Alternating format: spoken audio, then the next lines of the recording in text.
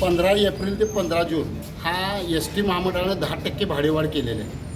खरं तर हे सरकार म्हणते आम्ही सर्वसामान्यांचं सरकार आहे, पण सर्वसामान्यांच्या खिशालाच मारण्याचं काम हे सरकार करायला लागलं. जगामध्ये युद्धजन्य परिस्थिती आहे आणि ह्या परिस्थितीमध्ये आपल्या देशामध्ये तयार झालेला माल आपण बाहेर देशात पाठवू शकत नाही, बाहेरच्या देशातला माल कच्चा माल आपण मागवू शकत नाही, अशी परिस्थिती आहे. सगळे उद्योगधंदे ठप्प आहेत, हॉटेल बंद आहेत, सिलेंडर नसल्यामुळे हॉटेल्स बंद आहेत आणि हॉटेल बंद असल्यामुळे त्यांना पोसू पण शकत नाहीत हॉटेल मालक त्या कर्मचाऱ्यांना. मग ती कर्मचारी आपापल्या गावाला परततात आणि त्यांना आधार कुठला तर एस टी महामंडळाचा.